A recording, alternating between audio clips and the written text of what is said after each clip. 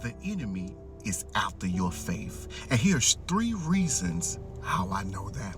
Number 1, because the Bible declares, and without faith, it is impossible to please God. To those who come to God must believe that He is, and that He is a rewarder of those who diligently seek Him. So the enemy understands it takes faith to even please God.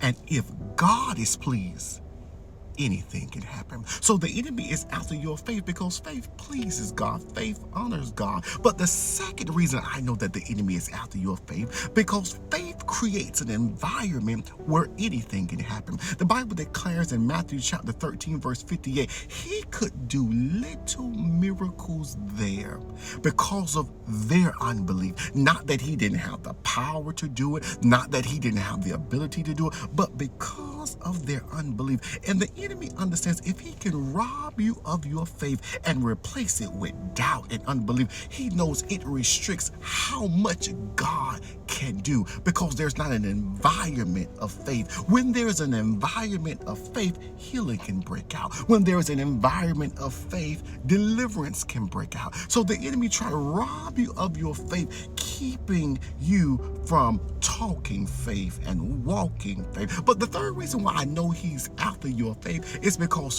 faith gets God's attention. Do you remember the woman who had the issue of blood for 12 long years? She spent all the money that she had. She went to all the physicians, but her matter grew worse. But she made a decision: if I could just touch the hem of his garment, I will be made whole. Sounds like faith. And so she steps out into the crowd and she touched the hems of his garment. And Jesus said, "Who touched me?" Because when you have faith, faith touches God. When you have faith, faith gets God's attention. And the disciples said, "We're in a crowd." Jesus looked at the woman and said, "Thy faith has made you whole." Or do you remember the blind man who was sitting by the wayside and said, "Son of David, have mercy upon me"? And they tried to quiet them, but faith always speaks up. And because Jesus heard the faith, he turned around and stopped and said, "What can I do for you?" Because faith gets God's attention. Or do you remember when Jesus was sitting at the wedding, they had ran out of wine, and Mary said, "Jesus, they ran out of wine." He said, "My time has not yet come." Mary looked at the disciples and said, "Whatever he asks you to do, do it," because she recognized he can't deny faith.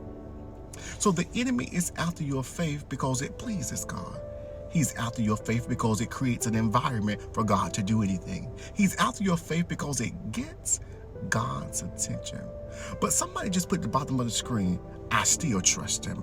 I still trust him even in the difficulty. I trust him. Why? Because he's a man of his word. I trust him. Why? Because he's never failed. He's never lost a battle. I trust him because his track record is good. I trust him because he's consistent. I trust him because I know who he is.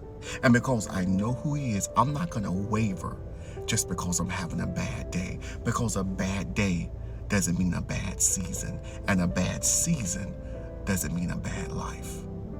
Have a good one.